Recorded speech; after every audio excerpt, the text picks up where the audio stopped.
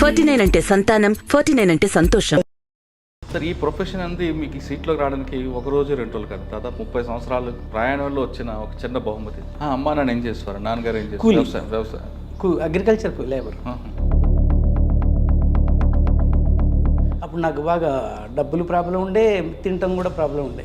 ఏమంటే నాకు ఒక ఫ్రెండ్స్ అడ్వైజ్ ఇచ్చారు, నీకు నెల్లూరులో హాస్టల్ ఉంది, అక్కడే పోతే బాగుంటుంది అన్నాను. సార్, చిన్నతనాల్లో మీ ఊర్లో అక్కడ కొంత వెనుకబాటుతనం, కొంత అనగారి వర్గాల యొక్క చులకన కనిపించేది, మీరు ఎదురైన ఎప్పుడైనా? ఎదురైన సందర్భం ఉంది. ఒకటేమైనా గుర్తు తెచ్చుకోగలరా? ఎర్రంకాయ కొడుకు లా చదువుతూ అదే వకీల్ చదువు చదువుతుండట. అరే మన ఊర్లో ఎవరు చదవరు, ఆయన చదివి ఏం ఆ వకీల్ చదువు అందరు చదవలేస్తారా?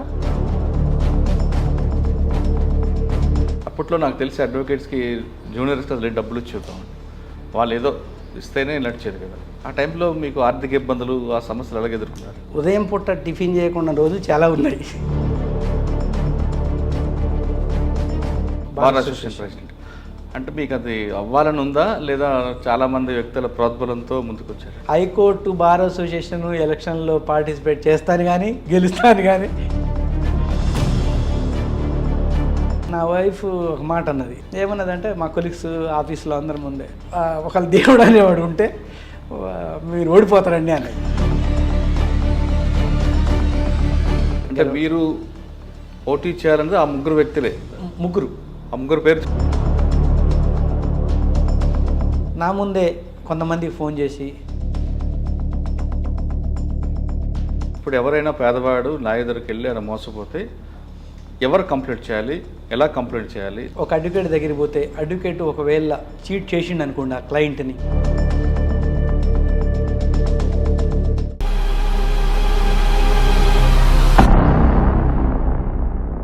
వెల్కమ్ టు లాయర్ సాబ్. ఈ వారం మన గెస్ట్ న్యాయవాద వృత్తిలో సుదీర్ఘకాలం పనిచేసిన ప్రొఫెషనల్ అడ్వకేట్గా ఉంటూ చాలామంది మన్ననలు పొందిన ఒక జీనియస్ లాయర్. పేరు పల్లె నాగేశ్వరరావు గారు, Telangana high court bar association president.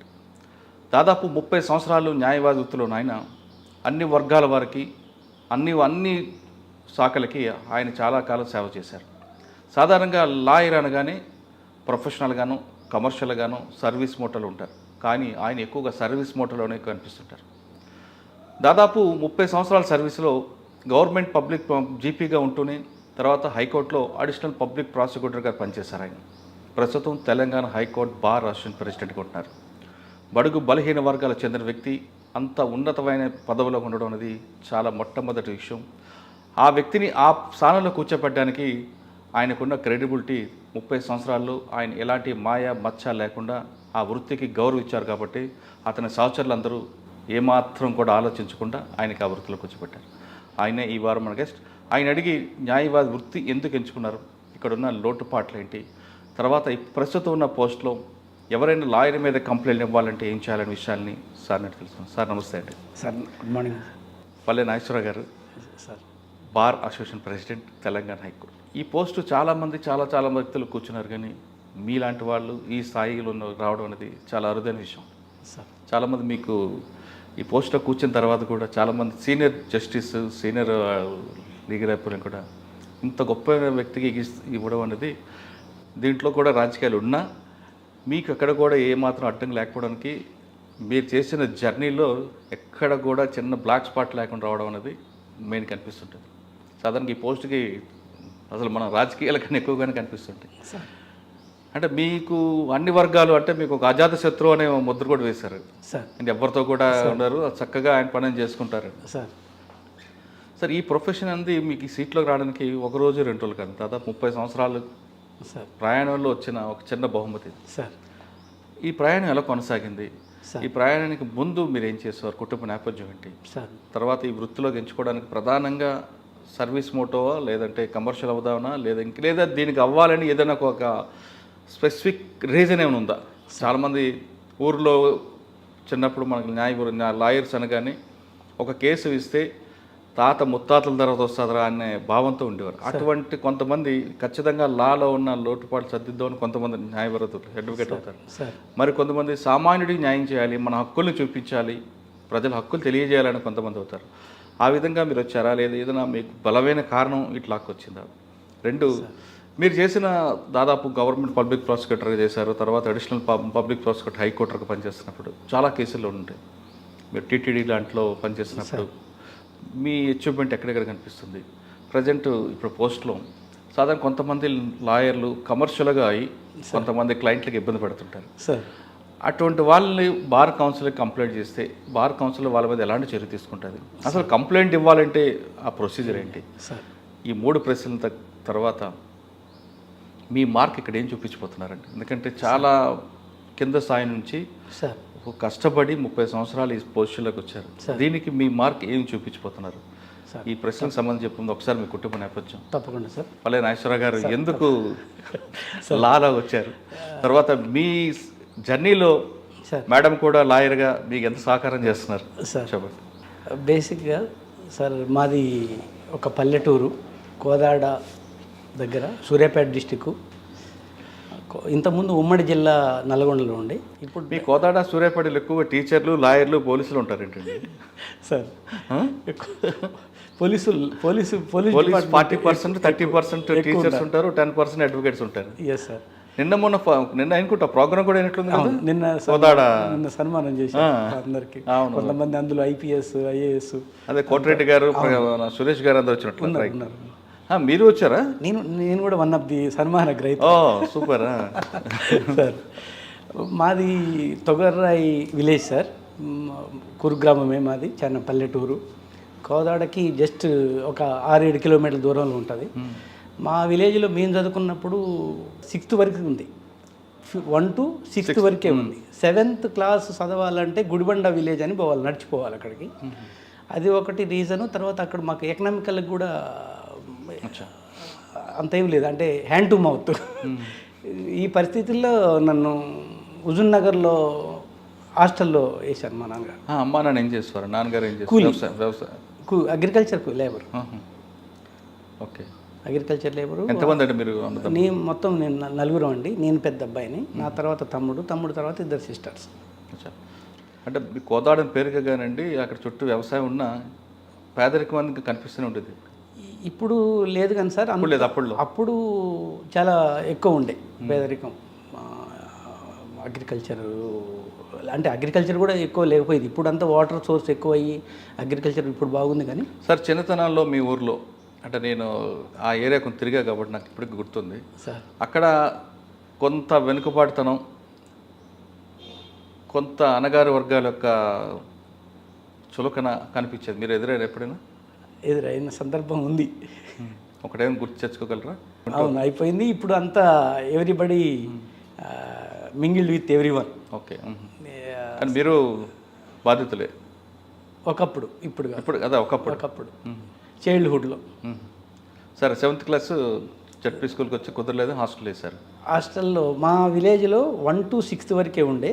7thకి మా విలేజ్ పక్కన గుడిబండ అని ఉంది, ఆ గుడిబండకి వెళ్ళాలి. అప్పుడు చదివించే స్తోమత కూడా లేకుండా ఉండే. మా మేనత్త అడ్వైజ్ వల్ల నన్ను తీసుకొచ్చి హుజూర్నగర్లో సోషల్ వెల్ఫేర్ హాస్టల్లో వేశారు. అది నా లైఫ్ టర్నింగ్, లేదా వేరే రకంగా ఉండేది. అవునా? అక్కడ 6th నుంచి 10th వరకు అక్కడ చదువుకున్నా. 10th వరకు చదువుకొని మళ్ళీ ఇంటర్మీడియట్ KRR కాలేజ్ కోదాడలో వచ్చాను. Intermediate Kodad KRR college.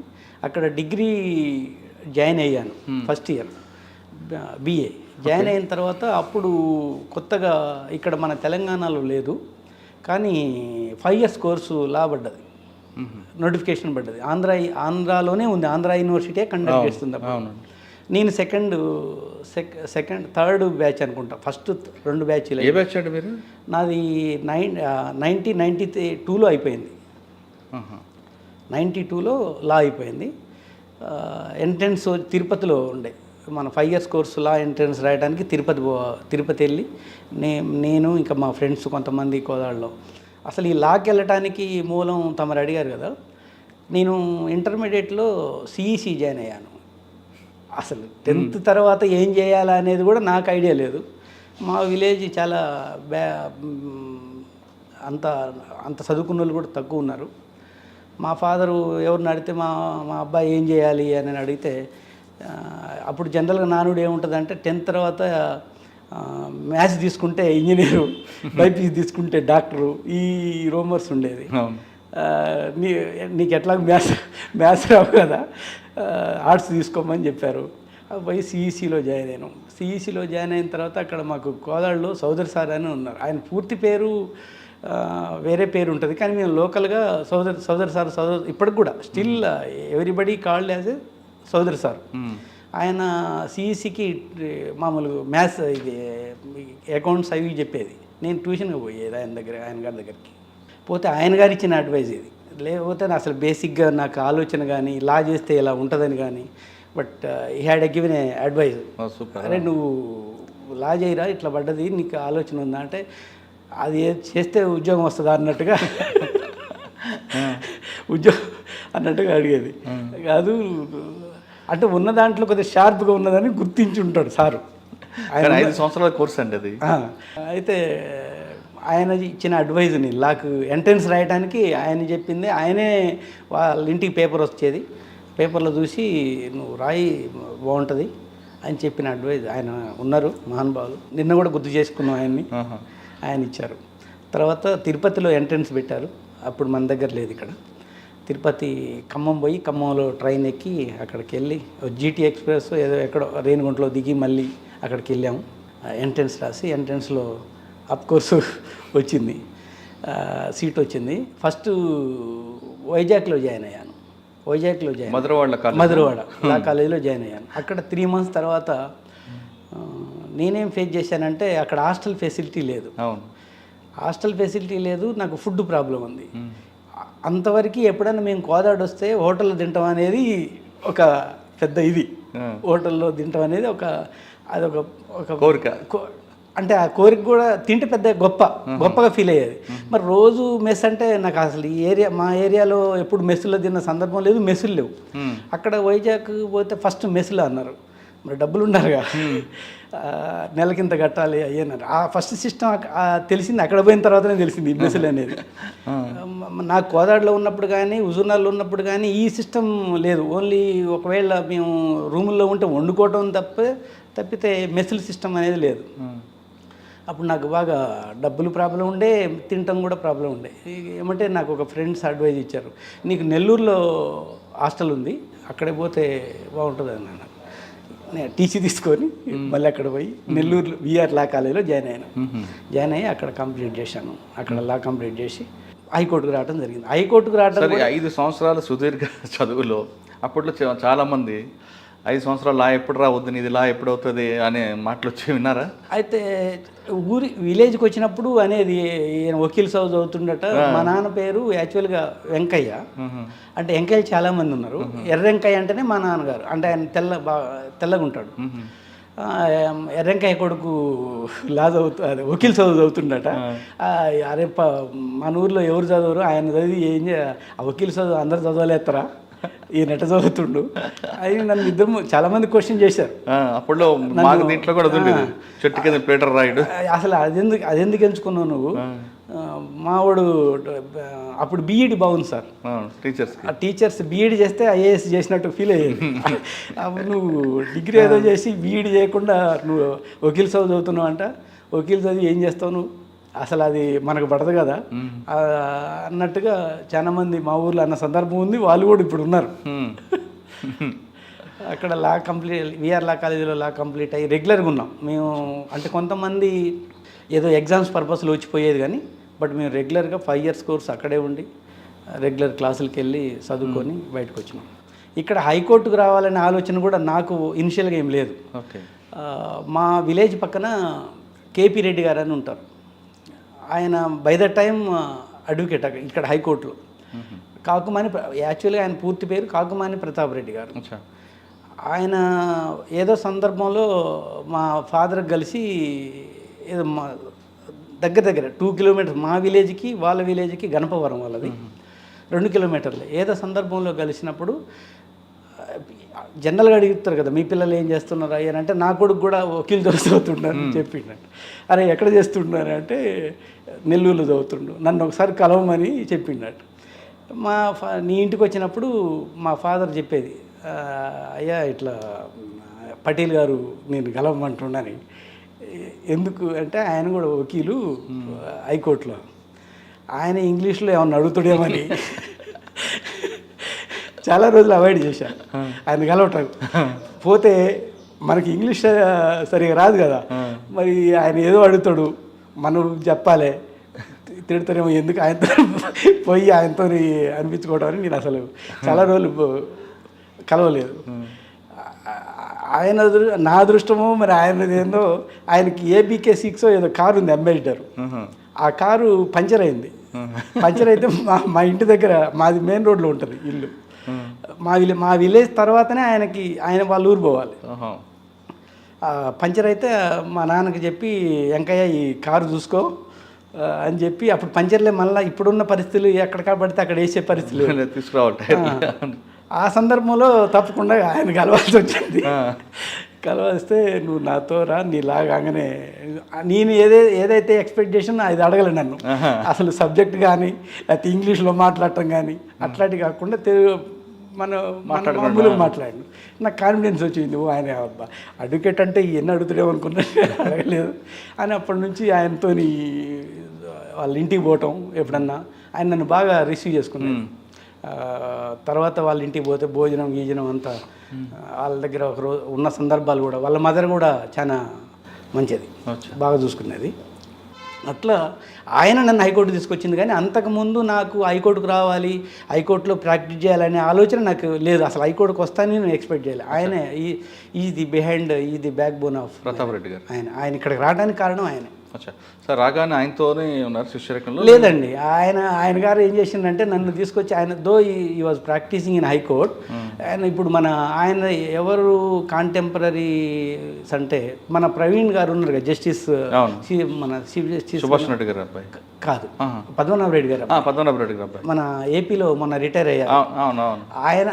ఆయన గారితోని, తర్వాత అజయ్ రెడ్డి గారు, తర్వాత రమేష్ గారు అని ఉన్నారు. వీళ్ళ నలుగురితోనే ఎక్కువ తిరిగేది ఆయన. నన్ను ఫస్ట్ తీసుకొచ్చి పరిచయం చేసింది కూడా వాళ్ళనే హైకోర్టుకి.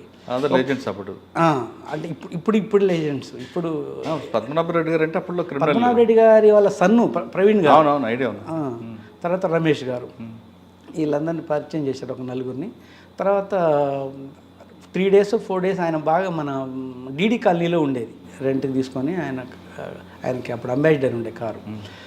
ఆయన పరిచయం చేసి 4 days 3 days వాళ్ళ ఇంట్లో నన్ను అంటి పెట్టుకొని తర్వాత నన్ను తీసుకెళ్ళి జయప్రకాష్ బాబు గారు అని ఉన్నారు, ఇప్పుడు సీనియర్ అడ్వకేటు, ఆయన గారి దగ్గర చేశారు. అప్పుడు ఈ వాజ్ గవర్నమెంట్ ప్లీడర్ APATలో, ఆంధ్రప్రదేశ్ అడ్మినిస్ట్రేటివ్ ట్రిబ్యునల్లో ఆయన గవర్నమెంట్ ప్లీడర్.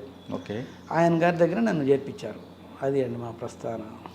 సార్ హైకోర్టులో మీరు ఆయన ద్వారా అడుగులు పెట్టారు. వెళ్ళిన తర్వాత మీకు బాగా గుర్తున్న కేసు ఒకటి చెప్పండి. అంటే ఫస్ట్ కేసులోనే మీకు ఒక మార్క్ కనిపిస్తుంది కదా. 3 days 4 days ఆ KP రెడ్డి గారు డీడీ కాలనీలో KP రెడ్డి గారి ఇంట్లో ఉన్న తర్వాత నాకు అప్పుడు రూమ్ తీసుకునేటానికి కెపాసిటీ, డబ్బులు కూడా లేదు పరిస్థితి. మా మా గ్రామం, మా తొగర్రాయి గ్రామంలో సీనియర్ అని ఉన్నారు, అంజయ్ అని. ఆయన గారు MA చేస్తున్నారు ఉస్మానియాలో, MA ఎకనామిక్స్ ఏదో చేస్తున్నారు. ఆయనకి E286 రూమ్ నెంబర్, ఆ రూమ్లో ఉండేది. ఆయన రూమ్లో పోయి నాన్ బోర్డర్గా ఉన్నాను. రోజు నా డ్యూటీ ఏముండి మార్నింగ్ లేవాలి, స్నానం చేసి ఇప్పుడున్న లా కాలేజ్ దగ్గరికి వచ్చి కోటు గౌను పాలిథిన్ కవర్లో పెట్టుకొని వచ్చి RTC మామూలు సిటీ బస్ ఎక్కి మదీనా దగ్గర దిగి ఆడ నుంచి APATకి నడిచిపోవాలి. దగ్గర పక్కన ఉంటుంది, APATకి నడిచిపోవాలి. అట్లా హాస్టల్లో నాన్ బోర్డర్గా ఉన్న 1 year 2 year 1 year 1.5 year ఉన్నా. ఈ మధ్యలో అక్కడ ఏం జరిగేదంటే అప్పుడు బాగా ఈ పిల్లలు నక్సలైట్ మూమెంటు తర్వాత ఉండేది. ఒకరోజు సడన్గా పోలీస్ వాళ్ళు నైట్ వచ్చి ఎవరికి చెప్పకుండా నైట్ అర్ధరాత్రి అందరు గళ్ళు పెడతారు బయట వైపు, ఒక్కొక్క రూమ్ చెక్ చేసుకుంటూ వస్తారు. అవి ఎట్లా రూమ్లో ఐడియా ఉంటుందో లేదో కానీ ఉస్మానియాలో అన్ని ఫస్ట్ బయట నుంచి గొల్లెం పెడతారు. మీరు ఏ hostel? B hostel? E286. E280 ఇక్కడ మన ఎన్సీసీ గేట్ వస్తున్నప్పుడు లెఫ్ట్ సైడ్ ఉంటుంది, అడవిలో ఉండి అందులో ఉంటుంది. E286లో నేను నాన్ బోర్డర్గా ఉన్నా. మా ఫ్రెండ్ అంజయ్య గారు ఆయన ఎంఏ చేస్తున్నప్పుడు అయితే అన్ని తలుపులు పెట్టి ఒక్కొక్క రూమ్లో చెక్ చేసుకోవాలి, ఎవరు నువ్వేం చేస్తున్నావు ఇట్లా అడిగేది. నా టర్న్ వచ్చింది. అది కూడా కానిస్టేబుల్ వస్తాడు, చూపెట్టిన వాళ్ళనే ఏమండు, ఏది కార్డు ఏదన్నా ఐడి కార్డు ఎంఏ లేకపోతే ఎంకామ్ చూపెడితే ఏమండు, మీరు నాన్ బోర్డర్ ఇక్కడ ఎందుకున్నావు అని అంటే ఎస్ఐ గారు పిలుస్తున్నారా, ఆ జీప్ ఎక్కడో ఉంటుంది దూరంగా. అడిగి పోయి సార్ నేను అడ్వకేట్ సార్ ఇట్లా జూనియర్గా చేస్తున్నా అంటే, అడ్వకేట్ అయితే మీరు ఇక్కడ ఎందుకు ఉంటారు, అప్పుడు ఈ ఫోన్లు ఏం లేవు కదా, మీ సీనియర్ ఎవరు అయ్యని రకరకాల క్వశ్చన్లు వేసి కొచ్చేపు నిలబడమనేది, అట్లా గంటల తరబడి నిలబెట్టిన. అట్లా 2-3 టైమ్స్ ఫేస్ చేసిన తర్వాత దెన్ ఐ వాజ్ రియలైజ్డ్ ఇది కరెక్ట్ ఫేస్ కాదు, ఇక మనం నాన్ బోర్డర్ ఉంటే రోజు ప్రాబ్లం అనిపించింది. సార్ మీరు ఓయూలో ఉన్న టైంలో మీరు అన్నట్లు మూమెంట్ ఎక్కువ ఉండేది, స్టూడెంట్స్ అందరూ కూడా అక్కడ, అంటే దాని పవర్ అటువంటిది అనుకోండి. మీకు ఎదురైన వాళ్ళు సమకాలికలు ఎప్పుడైనా ఉన్నారా మూమెంట్ లోపలికి వెళ్ళేవారు? అంటే చెప్పేదండి ఇట్లా మేము వెళ్తాను అయ్యన ఈవినింగ్ పూట చిట్ చాట్గా మాట్లాడినప్పుడు టీ ఏముందో రాయి మీద 50 పైసలు ఎంతో ఉండేది. కూర రాజన్న, జార్జి రెడ్డి అందరూ ఆ జార్జి ఆ కాలం కాదు నేను 92-93లో వచ్చాను. కూర రాజన్ కూడా ఉన్నట్లు డిస్కషన్లు అవి జరుగుతుంటాయి కానీ but I could not party అసలు దాంట్లో దగ్గరలో ఉండకపోయారు. టీ తాగేటప్పుడు వాళ్ళు నన్ను సస్పెక్ట్గా కొంతమంది చూసేది, మేము ఎక్కడి నుంచి వచ్చినావు ఏ ఊరు అయ్యని అడిగేది. నేను టీ తాగేది అప్పుడు రాయి మీదనే, ఒక రాయి మీద కూర్చోవాలి, టీ తాగాలి, వెళ్ళిపోవాలి. పెద్ద బండ ఉంటుంది బండ అది ఉండేది. మీరు యూ బిలీవ్ ఆర్ నాట్, నా మ్యారేజ్ అయినాక నా భార్యను పోయి చూపించిన ఇదంతా ఇక్కడ ఉండి. తర్వాత మళ్ళీ రామ్నగర్కి షిఫ్ట్ అయినా. మా ఫ్రెండు మా విలేజ్ అతను సంజీవ్ రెడ్డి అని ఉన్నాడు, అతను వాళ్ళ రూమ్లోకి షిఫ్ట్ అయ్యాను. అచ్చా, అంటే అక్కడ నుంచి ప్రస్తావన స్టార్ట్ అయింది. సీనియర్స్ ఎవరు ఉండేవారండి అప్పుడు? నాకు జయప్రకాష్ బాబు గారి దగ్గర నేను, అంటే మీరు ఎక్కువ ట్రిబ్యునల్లో ఉన్నారు? ట్రిబ్యునల్లో 3 years ఉన్నానండి. తర్వాత దెన్ 3.5-4 years సీనియర్ జయప్రకాష్ బాబు గారి దగ్గర ఉన్నాను. తర్వాత ఇండిపెండెంట్గా అయ్యాను. ఓకే, అక్కడ ఆయన దగ్గర పనిచేస్తున్న టైంలో అంటే సివిల్ కేసు చూసేవారా, క్రిమినల్ కేసు చూసేవారు? ఆయన గారి దగ్గర పనిచేసినప్పుడు బేసిక్గా ఏపీఏటీ అనేది సర్వీస్ మ్యాటర్ సార్. సర్వీస్ అంటే ఓన్లీ గవర్నమెంట్ ఎంప్లాయీస్ ఉంటారు కదా, వాళ్ళ సర్వీస్ మ్యాటర్సే ఆ కోర్టు ప్రత్యేకంగా డీల్ చేస్తుంది. ఇవన్నీ ఓఏలు అంటారు, సర్వీస్ మ్యాటర్సే డీల్ చేస్తుంది. తర్వాత 3.5-4 years తర్వాత నేను ఇండిపెండెంట్గా అయ్యాను. ఫస్ట్ కేసు ఆయన గారి దగ్గర, మా జయప్రకాష్ బాబు గారి దగ్గర సీనియర్ దగ్గర ఉన్న సందర్భంలో ఒక డి లింగారావు గారు అని ఇప్పుడు ఉన్నారు, సీనియర్ అడ్వకేట్, ఇప్పుడు కూడా ఉన్నారు. ఆయన మంచి ప్రాక్టీషనర్. ఆయన నూతి రామ్మోహన్ రావు గారు, ఎల్ నాగేశ్వరరావు గారు, సుప్రీంకోర్టు జడ్జిగా రిటైర్డ్ అయ్యారు కదా, వీళ్ళంతా అప్పుడు బాగా రోరింగ్ ప్రాక్టీస్ ఉన్న అడ్వకేట్స్ అక్కడ ఏపీఐటీలో. ఈ లింగారావు గారు ఒక బ్యాచ్ కేసు వేశారు. బ్యాచ్ కేసు అంటే ఎక్కువ 10-20 కేసులు ఒకే సిమిలర్ మ్యాటర్స్ ఉంటాయి. అప్పుడు ఏంటి అని అంటే ఫిజికల్ టెస్ట్కి అలౌ చేయమని, ఓవర్ ఏజ్ అయినా అండర్ ఏజ్ అయినా క్యాండిడేట్స్ ఇప్పుడు 1 month ఓవర్ ఏజ్ అయినా కూడా అప్లికేషన్ అలౌ చేయరు ఈ పోలీస్ రిక్రూట్మెంట్ వాళ్ళు. అప్పుడు దానికి వాళ్ళ మన ఏపీఐటీలో ఓఏ వేసి డైరెక్షన్ తీసుకుంటారు, ఏమని వితౌట్ ఓవర్ ఏజ్ 1 month అట్లాంటిది చేయకుండా ఓవర్ ఏజ్ కన్సిడర్ చేయండి 1 month అనేది కట్ ఆఫ్ డేట్ పెట్టి, ఓవర్ ఏజ్ కానీ అండర్ ఏజ్ కానీ ఈవెన్ 1 month తక్కువ ఉన్నా తీసుకోమని చెప్పారు ఏపీఐటీ. 1 month ఎక్కువ ఉన్నా కూడా కట్ ఆఫ్ డేట్ ఒకటి పెడతారు కదా, ఆ కట్ ఆఫ్ డేట్ని 1 month డేట్ పెట్టి ఆ డేట్ కన్సిడర్ చేయమన్నారు. అది లింగారావు గారు వేశారు. ఫస్ట్ లింగారావు గారికి ఆర్డర్ ఇచ్చారు, ఏమని direct the respondent to consider the petitioner case and allow the physical test ఏదో ఆర్డర్ ఇచ్చారు. అంటే ఫస్ట్ కేసు లైఫ్లో. ఓకే, ఆయనకి అంటే 1 month ఓవర్ ఏజ్ ఉన్న వాళ్ళంతా ఆ డైరెక్షన్తో ఫిజికల్ టెస్ట్కి పార్టిసిపేట్ చేస్తున్నారు. మేము సండే సాటర్డే వచ్చినప్పుడు మాకప్పుడు ఒక 2 ప్యాంట్లు 2 షర్ట్లే ఉంటాయి. అది రోజు 2 శనివారం అదే ఉతుక్కోవాలి. ఆ ఉత్తు అక్కడ బయటనే. మీకు మరి ఉస్మానియాలో ఆరు బయటనే ఉంటుంది సంపు కాడ ఉతుక్కునే క్రమంలో ఒక ఫ్రెండ్ అడిగారు, ఆయన నిజంగా ఈ రోజుకి ఫేస్ అయితే గుర్తులేదు, ఏమన్నా మీరు అడ్వకేటా అన్నాడు. అవునన్నా. ఎక్కడ చేస్తున్నారంటే పలానా కాడ. అవును, మన ఏపీఐటీలో ఇలా ఆర్డర్ వచ్చిందట కదా, మీకు ఏమన్నా ఐడియా ఉందా? ఇస్తున్నారండి ఆర్డరు, మనకు కనుక్కొని చెప్తా అని చెప్పి అది ఈవినింగ్ మళ్ళీ వచ్చి ఆర్డర్ కాపీ జిరాక్స్ కాపీ తీసుకొని వచ్చి చూపించాను. మరి మేము ముగ్గురు ఉన్నాం, మీరు చేస్తారా అంటే అది జనరల్గా అప్పుడున్న సిస్టమ్, అప్పుడున్న సిస్టమ్ పేపర్లు తీసుకోవాలి, అక్కడ ఏపీఐటీలోనే టైపిస్టులు ఉంటారు, 4-5 ఉంటారు.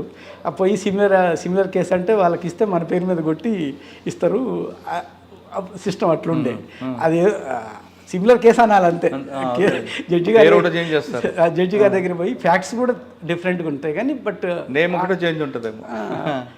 జడ్జి గారి దగ్గర కూడా కేసు వచ్చినప్పుడు సిమిలర్ కేసు అని చెప్పాలి. సరే నలుగురు నాకు చెప్పిన ఫ్రెండ్ది ఇంకొక ముగ్గురు, వాళ్ళు ఎంత ఇచ్చారు, 500 ఎంతో తక్కువ ఇచ్చారు ఈచ్ వన్. అదే ఎక్కువ, అది ఫస్ట్ లైఫ్లో 2000 తీసుకొని పోయి అక్కడ ఉంటే వాళ్ళు అప్పుడు 100-200 ఎంతో ఉండేది, ఇచ్చేసినాం. అప్పుడు నాకు మరి 1500 దాకా మిగిలే కదా ఫస్ట్ సంపాదన. అది లైఫ్లో టర్నింగ్ పాయింట్. నలుగురికి సేమ్ సిమిలర్ ఆర్డర్ అని చెప్పాలి కదా, అది చెప్పడానికి కూడా మరి మైలాడ్, అందరు మైలాడే అంటారు జనరల్గా, మనం కూడా మైలాడ్ అన్న బయట 100 చెప్తాం కానీ తీరా కోడి దగ్గర పోయించేవారికి అట్లా సార్ అదే. సరే మొత్తానికి final we got the order, similar order కదా, అది తీసుకొచ్చి ఇస్తే యూ బిలీవ్ ఆర్ నాట్ దాదాపు 190 మెంబర్స్కి వేసాను నేను. ఇక దాన్ని కంటిన్యూ సిమిలర్ అందరూ ఉస్మానియాలో మ్యాక్సిమం మరి 500 ఇచ్చేది. ఫస్ట్ సంపాదన ఉస్మానియా స్టార్ట్ అయింది మీకు. సార్ ఈ సంపాదన బట్టలు ఉతికే దగ్గర సంపాదన కాకముందు మీరు సీనియర్ దగ్గర ఉన్నారు కదా, 3-4 years ఉన్నారు. అప్పట్లో నాకు తెలిసి అడ్వకేట్స్కి జూనియర్స్కి అసలు డబ్బులు ఇచ్చేవాళ్ళం, వాళ్ళు ఏదో ఇస్తేనే నడిచేది కదా. ఆ టైంలో మీకు ఆర్థిక ఇబ్బందులు, ఆ సమస్యలు ఎలాగ ఎదుర్కొన్నారు? 200% ఉన్నాయి సార్ నాకు ఆర్థిక ఇబ్బందులు. ఈవెన్ ఉదయం పూట టిఫిన్ చేయకుండా రోజులు చాలా ఉన్నాయి. అయ్యో. తర్వాత సార్ ఆ మూమెంట్లో సీనియర్ ఆఫీసులో ఎక్కువగా టైం స్పెండ్ చేయాలనేవారు. జడ్జిమెంట్ కాపీస్ చదవడం కానీ, లేదంటే ఆర్డర్స్ కాపీస్ కానీ అన్నీ కూడా అంటే ఒకే సబ్జెక్ట్ మీద ఒక 490 కానీ లేదా ఇంకో విషయంలో కానీ డిఫరెంట్ జడ్జిమెంట్స్, జడ్జి మూడు తెలుసుకోవడానికి కాపీలు ఇచ్చేవారు, జడ్జిమెంట్ కాపీ చదివించేవారు. మీరు అటువంటి నేర్చుకున్నారా? సార్ ఇప్పుడు ఇంకా ఈజీ అయింది. మీరు కేసు అప్పుడు 93-94లో, ఇప్పుడు కేసు ఏమో మనకు ఆన్లైన్లో కొడితే పేరు మీకు కోడ్ నెంబర్ ఉంటుంది, ఆ కోడ్ కొడితే మీ పేరు మీద ఎన్ని కేసులు ఉన్నాయనేది ఆటోమేటిక్ 1 సెకండ్లో తెలిసిపోద్ది. అప్పుడేంది ఒక సైకిల్ స్టైల్ లాగా లిస్ట్ వచ్చేది. ఆ లిస్ట్లో వెరిఫై చేయాలంటే మార్నింగ్ మేము 1 hour 1.5 hours పట్టేది. ప్రతి పేజీ వెరిఫై చేయాలి, సూక్ష్మంగా తీయాలి పేర్లు, మా సీనియర్ పేరు ఎక్కడుందని వెతకాలి. అది కూడా కొంచెం మాకు టాస్కే. ప్రతిరోజు, ఒకరోజు కాదు, ఎవ్రీడే మార్నింగ్ ఎర్లీగా సరే మన సిటీ బస్ ఎక్కి వెళ్ళి. అంటే సీనియర్ ఆఫీస్లో ఎంత టైం ఉండేవారు నైట్? మేము 10-10:30 వరకు ఉండేది. 10:30 వరకు ఉండి మళ్ళీ మన బస్ స్టాండ్కి వచ్చి మళ్ళీ బస్ ఎక్కి వచ్చి ఇంటికి వచ్చేవరకు 11:30-12 అయ్యేది, అంత అయ్యేది. అంటే ఇప్పుడున్న జూనియర్స్ అసలు అది అంటే కొంతమంది అలాగనే చేస్తున్నారు కానీ కొంతమంది టేక్ ఇట్ ఈజీ అనుకుంటున్నారు. ఇంకా నేను గమనించింది ఈ మధ్య కాలంలో కానీ అంతకుముందు కానీ మాకు సీనియర్స్ అంటే ఎప్పటికైనా రెస్పెక్టే ఉంటుంది. ఇప్పుడు ఉన్న జూనియర్స్ సరే వాళ్ళకున్న ఎకనామికల్ అవైలబుల్ కావచ్చు అని ఇంకా రకరకాలుగా ఉంది కూడా. సీనియర్ వచ్చి వాళ్ళ సీనియర్స్ ఎవరైనా కోర్టుకు వచ్చినా కూడా అంటే కోర్టు హాల్లో కానీ సీటు కూడా ఆఫర్ ఇచ్చే పరిస్థితి లేదు. నేను మొన్న మధ్యన కూడా నాకు చాలామంది అడ్వకేట్స్ ఏమండి ఇది మీరు చెప్పాలంటే అది సీనియర్స్ చెప్పాలి. కొంతమంది జూనియర్ అడ్వకేట్ సీనియర్స్ లేకుండా కూడా వాళ్ళే సొంతంగా కోర్టుకు వచ్చి చేస్తున్న అడ్వకేట్స్ కూడా ఉన్నారు స్టిల్. ఆ ప్రాబ్లం ఈ రోజు కూడా ఉంది. కొంతమంది సీనియర్స్కి సీటు కూడా ఆఫర్ ఇవ్వకుండా అయితే ఏంది అన్నట్టు కూడా కొంతమంది ఉన్నారు. అది మారాలి. జూనియర్స్ అది దానివల్ల జరిగే పరిణామాలు ఎలాగుంటాయండి? దానివల్ల కొంచెం మన ప్రొఫెషన్కి మనమే రెస్పెక్ట్ ఇవ్వకుండా మన సీనియర్, ఇప్పుడు అతను ఒక ఏజ్డ్ సీనియర్ అడ్వకేట్ వచ్చి నిలబడితే ఒక జూనియర్ అడ్వకేట్ సీట్లో కూర్చొని ఎంజాయ్ చేసుకుంటూ అతను నిలబడితే కొంచెం ప్రొఫెషనల్ కానీ ఈవెన్ ఎథికల్ కూడా మన ప్రొఫెషన్ మనమే గౌరవం తగ్గించుకోవడం అతను మన సీనియర్ మనం గౌరవించుకోవాలి కదా. కానీ తర్వాత మనం కూడా సీనియర్ అవుతాం కదా, అప్పుడు మనకి ఇవ్వకపోతే అది తెలవాలి వాళ్ళకి. ఈరోజు మనం జూనియర్, నెక్స్ట్ మనం సీనియర్ అవుతాం కదా. అంటే సార్ నాకు తెలిసింది ఏంటంటే ప్రతి అడ్వకేటు జూనియర్గా ఒక ఆఫీసులో కొన్ని రోజులు మౌల్డ్ అయితేనే అతనికి తెలుస్తుంది ఈ విషయాలు అనేది నాకున్న. కానీ అప్పట్లో మీ దగ్గర మీరు నేర్చుకున్న సీనియర్లు కూడా ఆఫీసులో ఎక్కువగా ఉండడం, జడ్జిమెంట్ కాపీలు చదవడం అన్నీ చేయించేవారండి. అవును, దాంతో మీకు ఒక క్రమశిక్షణ అవన్నీ వచ్చాయి. ఇప్పుడు సీనియర్లు పిలిచినా వెళ్ళని జూనియర్స్ ఉన్నారు కదండి. ఇప్పుడు ఏదో ఒక సాకు చెప్పి ఉన్నారు సార్, అట్లా ఉన్నారు.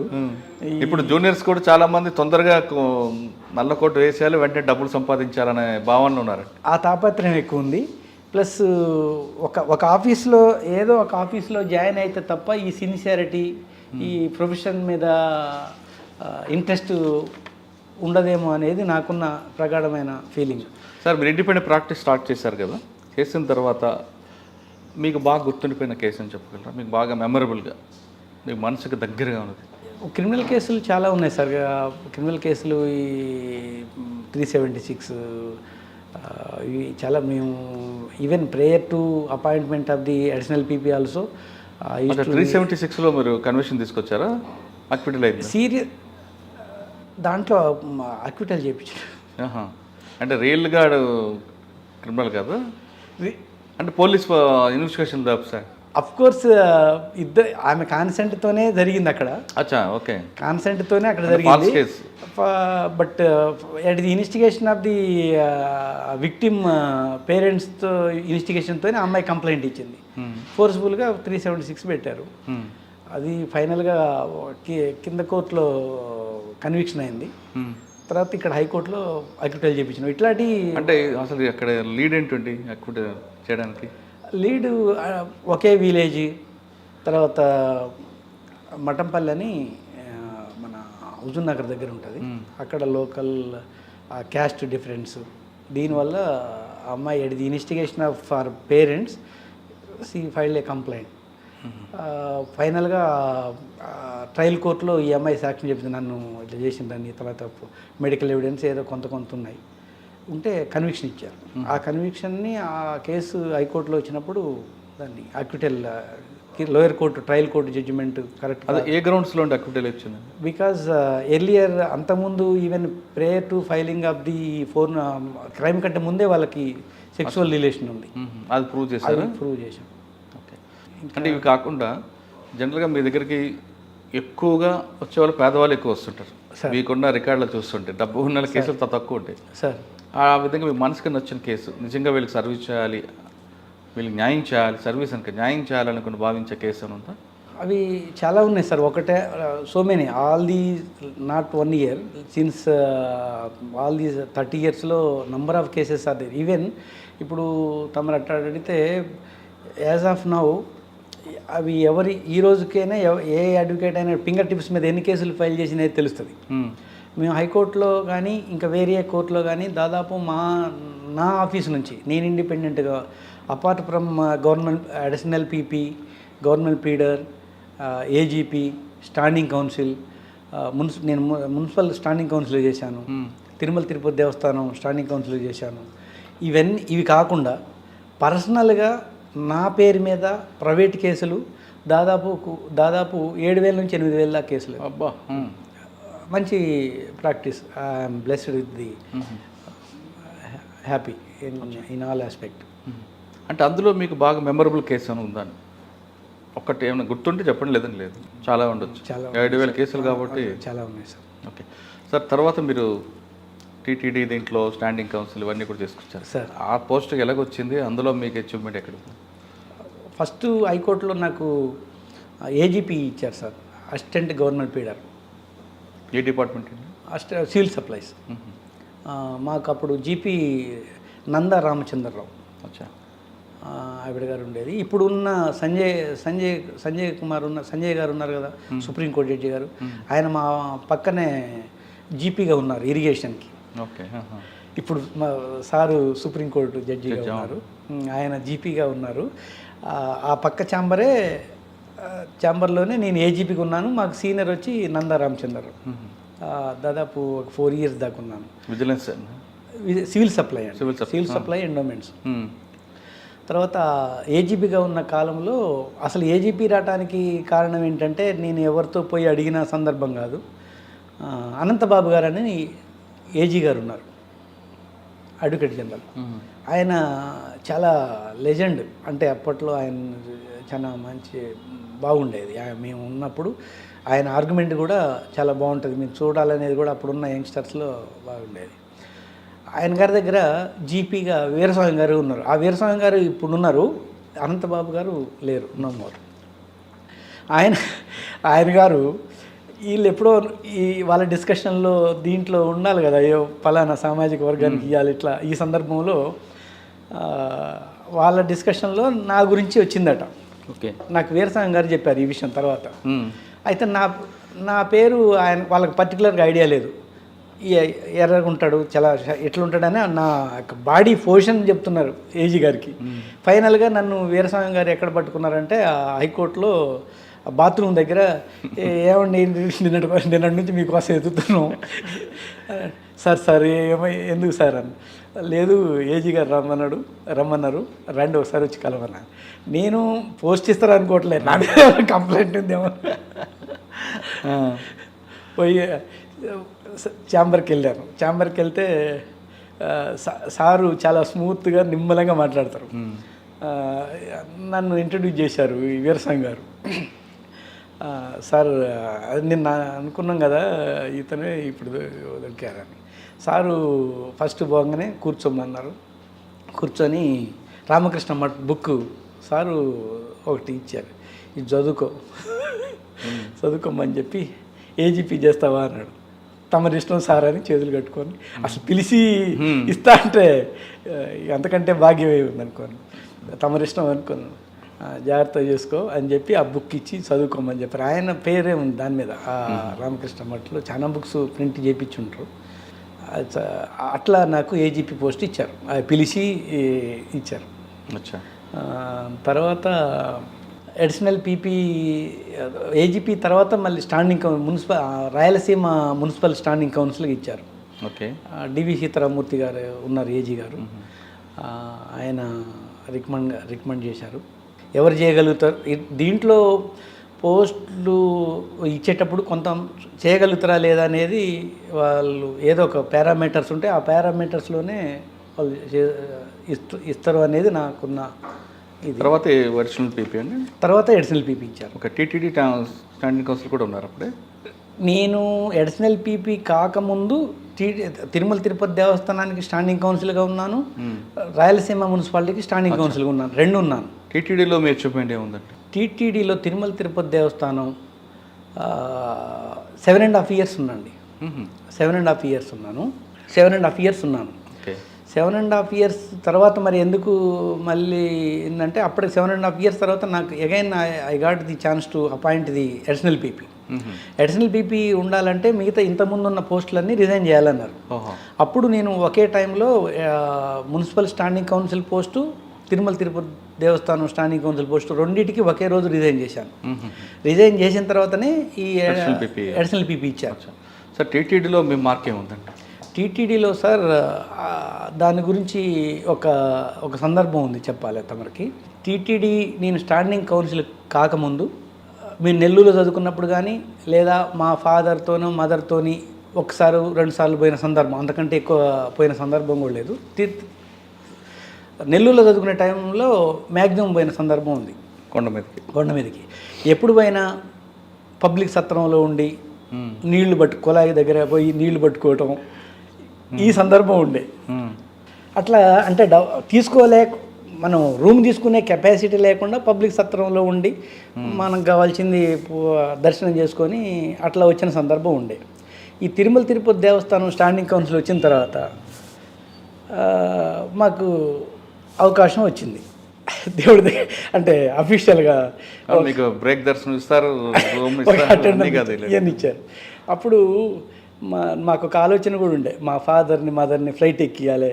మా ఫాదర్ మేము అగ్రికల్చర్ ఎప్పుడు మా ఫాదర్ కింద ఉండి అరే ఫ్లైట్ పోతుంది అనే సందర్భం. నాకు బలమైన కోరికుండే మా ఫాదర్ని మదర్ని ఫ్లైట్లో తీసుకోవాలి దేవుడి దగ్గరికి. కానీ దేవుడి దగ్గరికి అంటే తిరుపతి.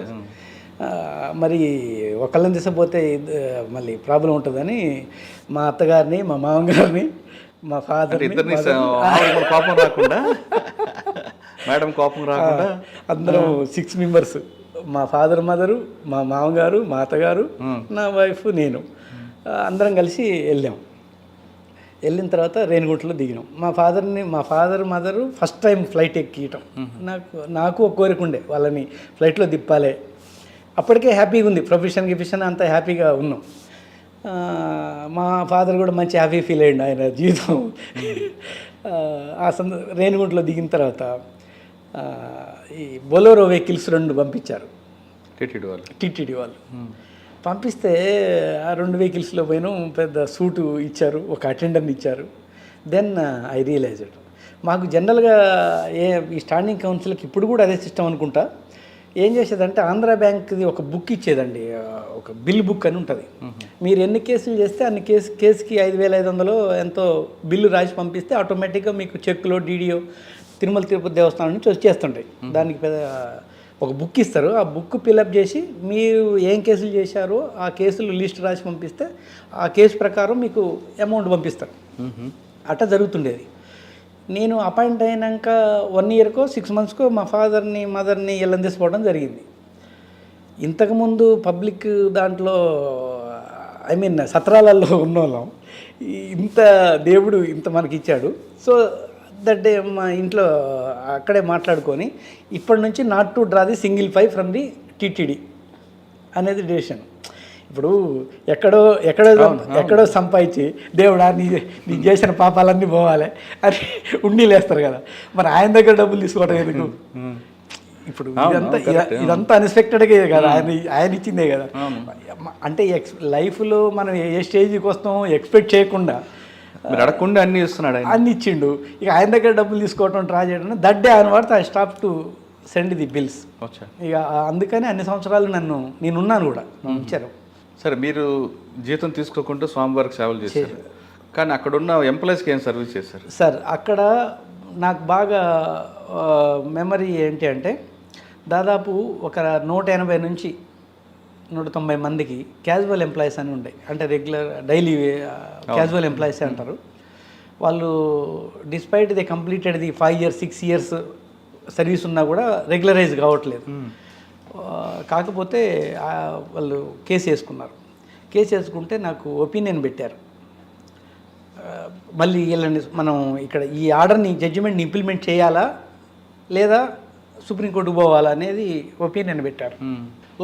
ఒపీనియన్ పెడితే వాళ్ళ సిచ్యువేషను, తర్వాత అప్పుడున్న ఎవరో కూడా ఆఫీసర్స్, మాకు దేవస్థానంలో డిఎల్ఓ అని ఉంటారు, దేవస్థానంలో ఆఫీసరు. అప్పుడు మేమున్న కాలంలో దేవస్థానంలో ఆఫీసర్ అంటే డిస్టిక్ జడ్జినే డిఎల్ఓ డిప్యూటేషన్ మీద పంపిస్తారు. డిస్టిక్ జడ్జినే దేవస్థానంలో ఆఫీసర్ పంపిస్తారు డిప్యూటేషన్లో. అప్పుడు చంద్రారెడ్డి గారు ఏదో పేరు ఉన్నది, ఆయన గారు ఉన్నారు. ఈవో గారు ఉన్నప్పుడు ఈవో గారు మూర్తి గారు అండి, మూర్తి గారు ఉన్నారు. ఈవో గారితో మాకు వారానికి ఒకసారి ఎప్పుడో మాట్లాడతారు, కానీ ఏదన్నా ఆయన తప్పదంటే మాట్లాడతారు. ఎక్కువ మేము డిఎల్ఓ గారితోనే మాట్లాడుకుంటాం. పంపించిన తర్వాత డిఎల్ఓ గారు ఏం చెప్పారంటే, ఏమండి వీళ్ళు ఎప్పటి నుంచో ఇబ్బంది పడుతున్నారు, మీరు ఆ కేసు ఒకసారి చూడండి, జడ్జిమెంట్ తప్పదు అంటేనే సుప్రీంకోర్టుకు పోదాం, లేదంటే వాళ్ళందరూ డిజర్వ్డే ఆయన డిఎల్ఓ గారు నాకు ప్రత్యేకంగా చెప్పారు. చెప్పిన తర్వాత అవన్నీ చూస్తే పాపం ఎప్పటి నుంచో చేస్తున్నారు. అప్పుడేమో those who are completed 5 years service they should be regularised అని ఒక జియో ఏదో ఉంది, 212 జియో అనుకుంటా, గుర్తు లేదు. దాని ప్రకారం అందరూ రెగ్యులరైజ్ చేయమని కోర్టు ఇచ్చింది. దీని ప్రకారం చేయాలా లేదా ఎంతమంది చేస్తే తిరుపతి దేవస్థానానికి అమౌంట్ ఇంత అవుతుంది, దీని మీద సుప్రీంకోర్టుకు పోదామంటే అవన్నీ చదివితే అందరు they are eligible to get the regular appointment. దాని మీద సుప్రీంకోర్టుకు నాట్ నెసరీ అని చెప్పి ఒపీనియన్ ఇచ్చాం. వాళ్ళందరికీ రెగ్యులరైజ్ చేశారు, నాకు తెలిసి అందరూ ఉన్నారు. మేము మధ్యలో మళ్ళీ ఒకసారి ఫ్యామిలీతోని తిరుపతి వెళ్ళాం. తిరుపతి వెళ్తే వాళ్ళ కళ్ళల్లో ఆనందం మమ్మల్ని ఊరేగించారండి. అంటే బికాజ్ ఒకవేళ నేను తప్పుడుగా ఇది లేదు you can file A SLP అని అంటే ఒక రాంగ్ ఒపీనియన్తో 5-6 సంవత్సరాలు వాళ్ళు పెండింగ్ అయిపోద్ది కదా లైఫ్. అదొకటి హ్యాపీ. ఓకే సార్, టీటీడీలో మీకు అన్నీ హ్యాపీ ఉన్నాయి, కానీ మీరు మేడం ఎక్కడ పరిచయం అయ్యారు? మా మేడంది లవ్ మ్యారేజా అరేంజ్ మ్యారేజ్ అండి? Love come marriage marriage. అయితే నా వైఫ్ వాళ్ళ మదరు మాకు రిలేటివ్. మా మదర్ చెల్లెళ్ళకి మా అత్తగారు దగ్గర బంధువులు అవుతారు. అట్లా వచ్చింది. అంటే సంబంధం కాదు ముందు, మరి మీ ఇద్దరి మధ్య లవ్ ఎక్కడ వచ్చిందండి? లవ్ మ్యారేజ్ అంటే మా పిన్ని వాళ్ళ ఊరు బరాకత్గూడెం. ఎక్కడంటే సూర్యాపేట దగ్గర బరాకత్గూడెం అని ఉంటుంది, కోదాడికి మధ్యలో ఉంటుంది. వాళ్ళ ఇంటికి అప్పుడప్పుడు వచ్చేది. మీరు ఆవిడ కోసం వెళ్ళేవారు? లేదు, మా పిన్ని కోసం వెళ్ళేది. అక్కడ కలుసుకున్నాం ఫస్ట్. తర్వాత వాళ్ళ మదరు, మా అత్తగారు ఆమె ప్రోద్బలం ఎక్కువ ఉండే ఇవ్వాలని, ఆమె అందరిని ఒప్పించి చేయటానికి. తర్వాత మా అత్తగారు వాళ్ళ మదర్ కూడా బాగా ఇంట్రెస్ట్, సియాషన్ ఇంట్రెస్ట్. అఫ్కోర్స్ మా మా మా మామగారికి అప్పుడు ఉందో లేదో ఆ విషయం ఇప్పుడు చెప్పకూడదు, చెప్పొచ్చు నాకు తెలియదు, కానీ ఆయనకి లేదే అనుకుంటా నాకు తెలిసి. మా అత్తగారికి మా అత్తగారు వాళ్ళ మదర్కి బాగుంది ఇవ్వాలని. తర్వాత మీ ఇద్దరం కలుసుకుంది మాత్రం మా పిన్ని వాళ్ళ ఇంటికాడ. అంటే ఆమె మీకోసం వచ్చారా, మీరు ఆయన కోసం వెళ్ళేవారా? ఇక వయసు వరుస అనుకుంటా. సరే, మ్యారేజ్ అయిన తర్వాత మేడం అంటే ఆవిడ కూడా లా చేశారా? 2 years అయిందండి కంప్లీట్ అయ్యి. కానీ నాకు 2 పిల్లలు. ఓ పెద్ద బాబు వచ్చి మెడిసిన్ అయిపోయింది, ఇప్పుడు హౌస్ సర్జన్ చేస్తుండు అఖిల్. ఇంకో చిన్న బాబు ఉన్నాడు నిఖిల్, అతను లా చేస్తున్నాడు ఇప్పుడు 2nd year. ఓకే, తర్వాత టీటీడీ తర్వాత ఎక్కడికి వచ్చారండి? అడిషనల్ పబ్లిక్ ప్రాసిక్యూటర్ అయ్యారు, అవన్నీ రిజైన్ చేసి. ఇక్కడ మీ బెంచ్ మార్క్ ఏముందండి? సార్ ఇక్కడ bench mark I use to appear the final hearing. నేను ఉన్న 5 years అడిషనల్ పీపీగా 4.5 years ఉన్నాను. చాలా ఎక్కువ కన్విక్షన్ వచ్చేటట్టే అంటే మాకు జనరల్గా హైకోర్టులో కన్విక్షన్ డైరెక్ట్గా ఉండవు. అవును, కింద కోర్టులో ట్రయల్ కోర్టులో కన్విక్షను అక్విటలో అయినాయి, ఇక్కడికి వస్తాయి. అవును, అక్కడ అక్విటల్ అయినాయి, గవర్నమెంట్ ఇక్కడ అప్పీల్ చేస్తుంది. కింద కోర్టు ఇట్లా ఈ జడ్జిమెంట్ కరెక్ట్ కాదని. ఒకవేళ కన్విక్షన్ అయితే ఎవరైతే అక్యూజ్డ్ ఉన్నాడో వాళ్ళు ఇక్కడికి వస్తారు. మ్యాక్సిమం మేమున్న కాలంలో మాకప్పుడు పీపీగా మాకు వినోద్ కుమార్ దేశపాండే గారు ఉన్నారు, నేను అడిషనల్ పీపీగా ఉన్నాను. చాలా డిపార్ట్మెంట్ ఎక్కువ చూసారంటే ఓన్లీ దయచేసి దీంట్లో అడిషనల్ పీపీ అంటే ఓన్లీ క్రిమినల్ కేసులు. దేర్ ఇస్ నో రిట్ పిటిషన్లు, సివిల్ కేసులు. ఏ డిపార్ట్మెంట్లో? అన్ని క్రిమినల్ కేసులు అంటే అన్నీ మీకు మర్డర్ కేసులు, రేప్ కేసులు, అన్ని ఓన్లీ క్రిమినల్. ఇక డిపార్ట్మెంట్ అనేది సపరేట్గా ఉండదు, ఓన్లీ క్రిమినల్. ఓకే, మీకు బాగా గుర్తుండిపోయిన కేసు చెప్పండి. పీపీ అంటేనే క్రిమినల్ కేసులు. అవునండి, మీకు బాగా గుర్తుండిపోయిన కేసు చెప్పండి. కింద అక్విటల్ వచ్చి బెయిల్ కేసులో ఉన్నప్పుడు నాకు బాగా గుర్తున్న కేసు విజయవాడలో చిన్న పిల్లని ఒక అమ్మాయిని పేనంలో ఏదో చేశారు, మేనమామ చంపేస్తారు. చిన్న అమ్మాయిని తీసుకొచ్చి ఒక బాయిలర్లో పడి అదేనా? అవును, ఉంగరం బట్టి అమ్మాయి వాళ్ళ ఇంటి గౌడుకి వైన్ షాప్ ఉంది వాళ్ళకి. అవును, ఆ కేసు ఆ బెయిల్ కేసు నేనే చేశాను. అప్పుడు గోవిందరాజు గారు జడ్జి గారు ఉన్నారు, గట్టిగా చాలా ఆ కేసు అట్లాంటివన్నీ ఒక్కోసారి ఇంటికి పోయినప్పుడు గుర్తొస్తాయి మనకి, అరే ఇంత దారుణం ఉంటుందా అని. ఇట్లాంటి నంబర్ ఆఫ్ కేసెస్ ఉన్నాయి సార్. ఆ టైంలో ఇన్వెస్టిగేషన్ ల్యాబ్స్ ఉన్న కేసులో మీకు ఐడెంటిఫై చేశారా? ఇక ఉంటాయి సార్, ఆటోమేటిక్గా కొన్ని కేసులలో ఇన్వెస్టిగేషన్ పోలీసు వాళ్ళు ఏదో వాళ్ళకి నచ్చి ఇన్వెస్టిగేషన్ సరి చేయకుండా కొంతమంది ఆఫీసర్సు మ్యాక్సిమం 90% ఐఓలు కరెక్ట్గా ఉన్న ఒక 10% వాళ్ళు ఏదో కింద రైటర్ మీదనో ఇంకెవరి మీదనో ఆధారపడతారు. ఈవెన్ వాళ్ళకున్న పని ఒత్తిడి కూడా అనుకోవచ్చు. అయితే వాళ్ళు చెప్పిందే ఓకే అని చెప్పి వీళ్ళు సంతకం పెడతారు. అదే కాపీ పేస్ట్కి. వాళ్ళు ఒకసారి ఆ ఫైల్ అంతా చదివితే if they could concentrate particular case I think వాళ్ళు బాగానే చేయగలుగుతారు. వీళ్ళు ఏం చేశారు, మీరు మీరు చెప్పినట్టుగా బాగా ఒత్తిడి వలనో పని ఎక్కువ వలనో కొన్ని కేసుల్లో కాపీ పేస్ట్ లేకపోతే కింద రైటర్ ఏది రాస్తే అదే ఓకే చేస్తే అట్లాంటి కేసుల్లో చాలా అక్యూటల్ వచ్చిన సందర్భాలు కూడా ఉంటాయి. అంటే మీరే ప్రాసిక్యూషనే ఫెయిల్ అంటే అదే కదా, ప్రాసిక్యూషన్ ఫెయిల్ అవ్వద్దండి, ఇన్వెస్టిగేషన్ ఫెయిల్ అయితే దాన్ని మీరు చేయాలి. మీ ఫెయిల్ అనేది చాలా తక్కువ పర్సన్ వాళ్ళే మెయిన్ అసలు ఇన్వెస్టిగేషన్. సార్ అక్కడి నుంచి అడిగి వచ్చారండి అడిషనల్ దీని తర్వాత అడిషనల్ పబ్లిక్ ప్రాసిక్యూటర్ మనం అయిపోయినాక 1 ఇయర్కి మనకు 2014లో తెలంగాణ వచ్చింది. తెలంగాణ వచ్చిన తర్వాత 6 months 8 months దాకా కంటిన్యూ అయ్యాను. అంటే ప్రేయర్ టు బైఫర్కేషన్ నేను అపాయింట్ అయ్యాను. బైఫర్కేషన్ అయిపోయిన తర్వాత కూడా 1 year 6 months 8 months ఉన్నాను. తర్వాత న్యూ గవర్నమెంట్ వచ్చింది. న్యూ గవర్నమెంట్ వచ్చిన తర్వాత నేను రిజైన్ చేశాను. కొత్త టీం వచ్చింది. కొత్త టీం వచ్చిన తర్వాత నేను మళ్ళీ I concentrated my own work, regular practice. ఒక 3 years తర్వాత మళ్ళీ అగైన్ నాకు మన ప్రకాష్ రెడ్డి గారు ఉన్నారు కదా, ఏజీ గారు, ఆయన గారు, తర్వాత ఇప్పుడున్న present additional advocate general Ramachandrarao గారు ఇద్దరు పిలిచి మళ్ళీ గవర్నమెంట్ పేడర్ పోస్ట్ ఇచ్చారు. విజిలెన్స్, ఫైనాన్స్ అండ్ ప్లానింగ్ అది ఇచ్చారు.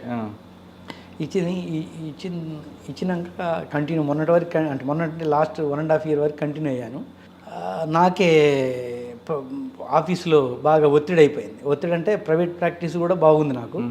ఆఫీస్ జూనియర్ ఈ లోపల మాకు ఇంకోటి ఏంటంటే మా ఆఫీస్లో ఉన్న ఒక ఇద్దరు ఏపీకి వెళ్ళిపోయారు. వర్క్ లోడ్ ఎక్కువైంది.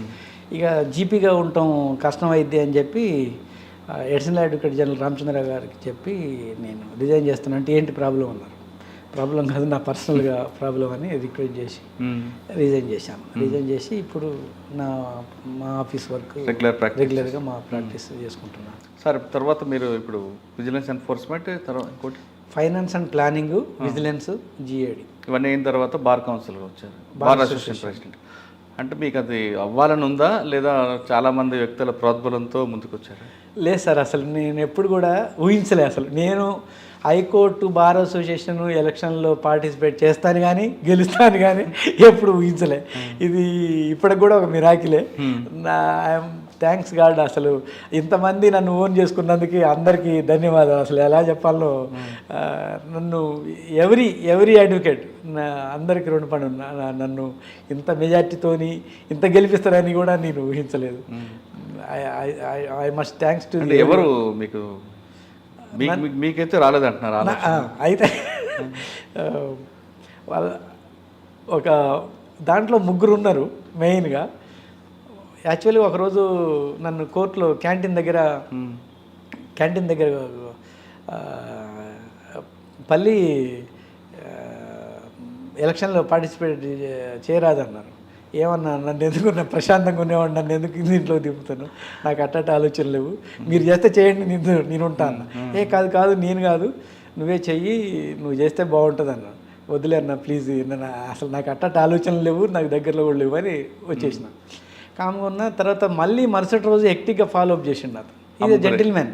అంటే ఇప్పుడు ఆయన గారి పేరు చెప్పాలి యాక్చువల్గా, చెప్తే మరి ఏరే వాళ్ళు కూడా అరే అని అంటారని. అయితే మళ్ళీ తెల్లారి కూడా నన్ను ఫాలో అప్ చేసిండు. లేదన్నా నాకు ఇంట్రెస్ట్ లేదంటే, లేదు నీకు అర్థం కావట్లేదు, నువ్వు చేస్తే గెలుస్తావు, నా ఒక్కడిని కాదు నేను ఏరే వాళ్ళని కూడా కనుక్కున్నాను, నువ్వు చేస్తే గెలుస్తావు, నువ్వు నిలబడు అన్నాను. లేదన్నా అని చెప్పాను. ఇంటికి వచ్చి నా వైఫ్తో ఏదో ఈవినింగ్ డిన్నర్ చేసేటప్పుడు ఇట్లా అంటున్నారు. అంటే మనకెందుకండి, పిల్లల్ని చదివించుకోవాలి, జాగ్రత్త కూడా, మనకు ఆ ఎలక్షన్లో వద్దు ఏమొద్దని డిస్కస్. నేను కూడా అంతే అన్నా. అయినా నాకు కూడా ఇంట్రెస్ట్ లేదని అట్లా క్యాజువల్గా డిస్కస్ చేసినా వెళ్ళిపోయాను. 2 days తర్వాత ఇంకో ఫ్రెండ్, క్లోజ్ ఫ్రెండ్ సేమ్ అట్లనే, అన్న నువ్వు ఎలక్షన్లో చెయ్యి అన్నాను. ఏందన్నా మీరిద్దరు అనుకుని అన్నారా, నన్ను పలానా అన్న కూడా అడిగిండు అని అంటే, లేదు నీకెందుకు, నువ్వు చెయ్యి, మేము చూసుకుంటాంలే అన్న. వద్దులే అన్న, వద్దు, ఎందుకు లేని అసలు హ్యాపీగా ఉండే లైఫ్ని ఎందుకు ప్రాబ్లం పెట్టుకోవాలి, చేసినా మనం గెలవము, ఎందుకు ఇదంతా అంటే, లేదు నీకు ఇదే అన్నారండి. దట్ ఇది వర్డ్ దేవర్ యూజ్డ్. లేదు నీకు తెలవట్లేదు, నువ్వు చెయ్యి, నీకు అందరు సపోర్ట్ చేస్తారు నీకున్న దానికి అయ్యానన్న.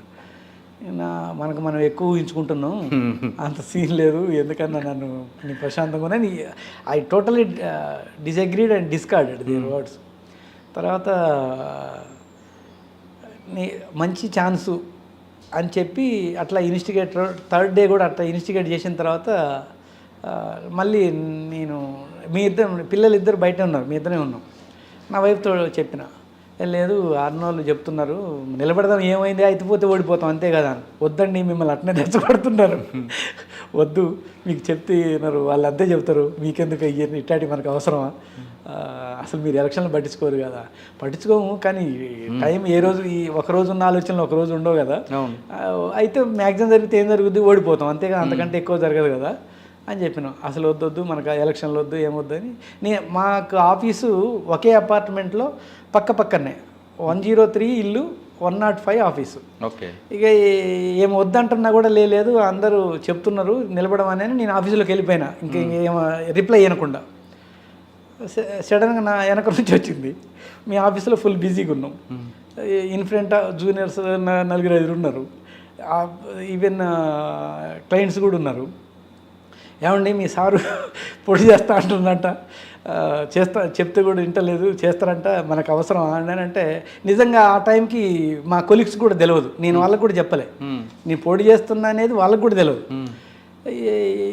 ఏమే ముఖం వాళ్ళు చూస్తున్నారు అంటే, లేదు వద్దు, సార్ని ఎవరో బాగా టెంప్ట్ చేస్తున్నారు కానీ నేను వాళ్ళ మాటలు వింటున్నాడు అని అన్నాక, నేను అప్పుడు బయటకు వచ్చి మరి వీళ్ళకి కూడా చెప్పాలని, లేదండి మనం పోటీ చేద్దాము, ఇక మీరు చెప్పండి, ఫ్రెండ్స్కి చెప్పండి అన్న. నా వైఫ్ ఒక మాట అన్నది, అంటే ఐ షుడ్ అందరి ముందే ఏమన్నదంటే, మా కొలీగ్స్ ఆఫీస్లో అందరి ముందే, ఒకవేళ ఇంత చెప్పినా ఇంత లేదు, ఒకళ్ళ దేవుడు అనేవాడు ఉంటే మీరు ఓడిపోతారండి అన్నది. వీళ్ళు మా కొలీగ్స్ అంతా తెల్ల మొహం వేసి చూస్తున్నారు. నేనన్నా నవ్వుకుంటూ వచ్చి, అరే శత్రువు ఎక్కడో లేరు, ఇంట్లోనే ఉన్నట్టుంది అని పాసిఫై చేసినాం. ఇంట్లోకి వచ్చినాక మళ్ళీ మధ్యాహ్నం ఎప్పుడో లంచ్కి వచ్చినప్పుడు మీరు సినిమా డైలాగ్ కొట్టారు మేడం మీద, సీతమ్మ వాకిట్లో సిరిమల చెట్లు, అట్లేమనకుండా అదే శత్రువులు ఎక్కడ ఉండరా, ఇంట్లోనే ఆడవాళ్ళు తిరుగుతుంటారు కదా. అందరి ముందే అన్న, అరే శత్రువులు ఎక్కడే లేరు, మన ఇంట్లోనే ఉందని మా ఆఫీస్లోనే అన్న. ఇక మధ్యాహ్నం వచ్చినప్పుడు ఎందుకంత టెంప్ట్ అవుతావు, అయితే మ్యాక్సిమం అయితే ఓడిపోతాం అంతేనా, దానికి రెడీ అయినాను, ఏముంది దాంట్లో మనం పోయేది ఏముంది అని అంటే, అట్లా కాదు, మనకు అవసరమా అసలు పిల్లలు అయ్యని అన్నది. పిల్లలు ఆడిపోతారు దాంట్లో, ఓడిపోతే ఓడిపోతాం, గెలిస్తే గెలుస్తాం, దాంట్లో పిల్లలకి దీనికి సంబంధం లేదు. సరే ఇప్పుడు హెల్ప్ చేస్తాను వాళ్ళు నెక్స్ట్ ఇయర్ ఒకవేళ నాకు చేయాలని ఆలోచనప్పుడు వాళ్ళు చేస్తారో చేయరో, ఎందుకు అంత టెంప్ట్ అవుతావు అయ్యని చెప్పి అవును సర్దు మంచాను. తర్వాత ఇప్పుడేమో ఇట్లా నెగిటివ్గా మాట్లాడింది కదా, ఆవిడే మళ్ళీ డిసైడ్ అయ్యి నామినేషన్ వేసిన కాడ నుంచి డిడ్ ఎ లాట్. ప్రతిరోజు మార్నింగ్ నుంచి ఈవినింగ్ దాకా ఫాలో అప్ చేసి ఏం చేయాలనో, ఎలక్షన్ పర్పస్లో హస్బెండ్కి ఏం చేయాలనో, వచ్చిన వాళ్ళతో మాట్లాడటం, అన్నీ ఏం చేయాలనో అవన్నీ దగ్గర నుండి చేసింది. గెలిచే వరకు ఈవెన్ కౌంటింగ్ అప్పుడు కూడా నైట్ వచ్చి అని చేసింది. అంటే మీరు పోటీ చేయాలన్నది ఆ ముగ్గురు వ్యక్తులే, ముగ్గురు ఆ ముగ్గురు పేరు చెప్పరు, ముగ్గురు పేర్లు చెప్తే మిగతా వాళ్ళకి ఇబ్బంది అయింది, అదొకటి. తర్వాత నాకు ఇంకా నా బ్లెస్డ్ ఏంటంటే, నేను సీనియర్స్ని కాంటాక్ట్ అయినా, ఈ ముగ్గురు చెప్పిన తర్వాత ఇంట్లో డిసైడ్ చేసుకొని ముగ్గురు సీనియర్స్ని కాంటాక్ట్ అయినా. ఎవరైతే వాళ్ళు కూడా చాలామంది సీనియర్ డిజిగ్నేటెడ్ అడ్వకేట్స్, లెజెండ్స్, అంటే వాళ్ళు జనరల్గా చూద్దాంలే చేద్దాంలే అనకుండా ఇమీడియట్గా రెస్పాండ్ అయ్యి నా ముందే కొంతమందికి ఫోన్ చేసి, మన పల్లి ఇదే వర్డ్, మన పల్లి పోటీ చేస్తాడట, మరి చేస్తే బాగానే ఉంటుంది కదా, ఇంతకంటే ఎవరిని చూజ్ చేస్తాం మనం, ఉన్న దాంట్లో ఇతను బెస్ట్ కదా అని నా ముందు మాట్లాడటం నాకు చాలా గొప్ప అనిపించింది. అంటే వాళ్ళ సీనియర్స్ సపోర్ట్తో నిలబడ్డారు, గెలిచారు. మరి దేవుడు ఉన్నవాడు ఉంటే ఓడిపోతా అన్న డైలాగ్ సమాధానం చెప్పారు. అంటే దేవుడు ఉన్నాడా లేడా ఇప్పుడు నా వైఫ్ని అడిగి చెప్తా. అంటే అదో మిరాకిల్ని మీరు ఎలాగ ఎంజాయ్ చేశారు? అవును, ఆ పోస్ట్ అనేది చాలా మందికి కొన్ని వర్గాల మాత్రమే పరిమితమైన పోస్ట్ ఇది. ఫస్ట్ టైం ఇండియా, ఫస్ట్ నాకు కూడా ఈ పోస్ట్కి ఇంత ఇంత క్రేజ్ ఉంటుందని కానీ ఇంత ఇంత టాప్ ప్రయారిటీ ఉంటుందని కానీ నాకు వచ్చేవరకు నాకు తెలియదు. వచ్చిన తర్వాత నిజంగా గ్రేట్ అనిపించింది నాకే. మనం ఈ పోస్ట్ గెలవటం అంటే మామూలు నేను ఈజీగా తీసుకున్న అంతకుముందు ఈజీగా అంటే ఎప్పుడు నాకేం ఆలోచన కూడా లేదు కదా. నిజంగా ఆనెస్ట్గా నేను పోటీ చేద్దాము ఒక ప్లాను ఒక ఎజెండా పెట్టుకొని వచ్చిన సందర్భమే కాదు. రైట్. వచ్చిన తర్వాత తెలిసింది దీనికి ఇంత ఉందా అది. ఓకే సార్, సాధారణంగా లాయర్లు తప్పు చేస్తే సార్ బాధితులు ఎవరైనా సరే తప్పు అన్యాయం జరిగితే లాయర్ దగ్గరికి వెళ్తారు. కానీ లాయర్లే కొంతమంది కమర్షియల్గా అయిపోయి మోసాలు చేస్తే బార్ అసోసియేషన్ కంప్లైంట్ ఇస్తే వాళ్ళ మీద చర్య తీసుకుని ఎంక్వైరీ చేస్తారు అనేది చాలామందికి తెలియదు సార్. ఇప్పుడు ఎవరైనా పేదవాడు లాయర్ దగ్గరికి వెళ్ళి అలా మోసపోతే ఎవరు కంప్లైంట్ చేయాలి, ఎలా కంప్లైంట్ చేయాలి, దానికి మీరు టోల్ ఫ్రీ నెంబర్గానే పెడుతున్నారు? Yes sir. దానికి ఎవరైనా ఒక అడ్వకేట్ దగ్గరికి పోతే అడ్వకేట్ ఒకవేళ చీట్ చేసిండు అనుకోండి ఆ క్లయింట్ని, అతను చేస్తే అక్కడ అతనికి ప్రాపర్ ఫారం వచ్చి బార్ కౌన్సిల్, ప్రతి స్టేట్కి ఒక బార్ కౌన్సిల్ అనేది ఉంటుంది. బార్ కౌన్సిలే కోడ్ ఆఫ్ కండక్ట్ మన అడ్వకేట్స్కి అందరికీ ఎగ్జిక్యూటివ్ బాడీ లెక్క. మీకు అక్కడ ఏదన్నా కంప్లైంట్ ఇవ్వాలంటే క్లయింట్ పోయి పలానా అడ్వకేటు పలానా నన్ను ఇట్లా చీట్ చేసాడు అని అక్కడ కంప్లైంట్ ఇస్తే వాళ్ళు దాని మీద ఎంక్వైరీ చేసి దాని మీద యాక్షన్ తీసుకుంటారు, సస్పెండ్ చేస్తారు. అవసరమైతే ఇంకా సీరియస్గా ఉంటే మొత్తం అతన్ని బార్ నుంచి ప్రాక్టీస్ నుంచి సస్పెండ్ చేసిన సందర్భాలు ఉన్నాయి, చాలా ఉన్నాయి. బార్ కౌన్సిల్ ఆఫీస్ ఎక్కడ ఉంటుంది, దాని నెంబర్స్ ఏమైనా ఉంటాయి? బార్ కౌన్సిల్ మనకు తెలంగాణలో హైకోర్టు ప్రిన్సిస్లోనే ఉంది. తర్వాత ఒక ప్రెసిడెంట్గా ఉన్నప్పుడు మాకు డైరెక్ట్గా ఇట్లా కొంతమంది ఈ మధ్య కాలంలో ఇచ్చిన సందర్భాలు ఉంటే వాళ్ళని ఇక్కడ కాదు మీరు కంప్లైంట్ ఇచ్చేది, మీరు బార్ కౌన్సిల్ అని పలానా మన హైకోర్టు అడ్వకేట్ క్యాంటీన్ గేట్ దగ్గర ఉంది, అక్కడ పోయి మీరు కంప్లైంట్ ఇవ్వండి అని చెప్పిన సందర్భం కూడా మొన్న ఈ మధ్యన బిఫోర్ వెకేషన్ నాకు. సార్, అక్కడ ఒకవేళ కంప్లైంట్ ఇస్తే బాధితుడికి న్యాయం జరుగుతుంది అంటారా, లేదా ఆ అడ్వకేట్ మరింత కక్ష పెట్టుకొని వాళ్ళకి ఇబ్బంది పెట్టే అవకాశం ఉంటుంది? మీరు ఒకసారి ఒక అడ్వకేట్ మీద వాళ్ళ అడ్వకేట్ మీద ఎవరైతే క్లయింట్ ఉన్నాడో అతని మీద నమ్మకం లేకనే కదా అతను చీట్ చేసిండనే కదా కంప్లైంట్ ఇచ్చేది. ఇక అతని దగ్గర ఆ కేసు ఉండదు కదా, అతని దగ్గర తీసుకోవటమో లేదా కేసు ఇవ్వనంటేనో లేకపోతే ఇంకోటో మోనటరీయో ఇట్లా రకరకాల ఒకే విషయం కదా, అందులో రెండు మూడు రకాలుగా ఉంటాయి. ఏ విషయం మీద అతను కంప్లైంట్ ఇచ్చిండో మళ్ళీ తిరిగి అతనే చేసిన అతను మళ్ళీ ఇంకా బాగా అతన్ని ఇబ్బంది పెడతాడు అనుకున్నప్పుడు ఆ కేసు అతని దగ్గర ఉంచకుండా ఎన్ఓసి తీసుకొని వేరే వాళ్ళకి ఇవ్వడానికి అవకాశం ఉంది. ఆ అడ్వకేట్ మీద కంప్లైంట్ ఇస్తే బార్ కౌన్సిల్ స్ట్రిక్ట్గా వాళ్ళ మీద యాక్షన్ తీసుకుంటుంది, తీసుకున్న సందర్భాలు కూడా చాలా ఉన్నాయి. ఓకే సార్, ఇప్పుడు మీరు బార్ అసోసియేషన్ ప్రెసిడెంట్ అయ్యారు, మీరు లాయర్లు వాళ్ళ కోసం మీరు ఏం చేపిస్తారు? మెయిన్ అంటే మీకు ఎజెండా ఏంటంటే ఇప్పుడు ఎజెండా ఒకటి కావాలి, రెండు ఇప్పుడున్న ఛాలెంజెస్ ఏమున్నాయి మీకు? మాకు హైకోర్టులో ఇప్పుడు మన తెలంగాణ హైకోర్టులో ప్రస్తుతం బాగా బర్నింగ్ ఇష్యూ అనేది పార్కింగ్ అండి. కొంచెం లేటుగా వచ్చినా కూడా అసలు పార్కింగ్ చాలా అన్నిటికంటే ముఖ్యమైన సమస్య పార్కింగ్. ఆ పార్కింగ్ విషయంలో లక్కీగా ఇప్పుడు ఈ సమ్మర్లోనే ఒక ఓల్డ్ బిల్డింగ్ని డిమాలిషన్ చేసి మల్టీ లెవెల్ పార్కింగ్ ఒకటి శాంక్షన్ చేశారు. అది వస్తే 500 నుంచి 600 కార్లు ఆ మల్టీ లెవెల్లో వస్తే మాకు ప్రాబ్లం మినిమం ఒక 50-60% అన్నా సాల్వ్ అయిపోద్ది. దాని మీద ఒకటి కాన్సన్ట్రేషను, అది with helping cooperation of the honourable judges. రెండోది ఇంక్లూడింగ్ మేనేజ్మెంట్ కూడా.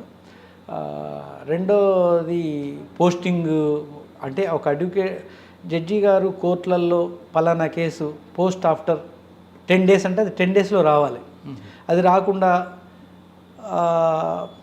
కొన్ని సందర్భాలు హైకోర్టులో ఇప్పుడున్న సిచ్యువేషన్ ఏంటంటే జడ్జి గారు కోర్టులో టైం ఇచ్చిన డేట్కి అవి పోస్టింగ్ కావట్లేదు.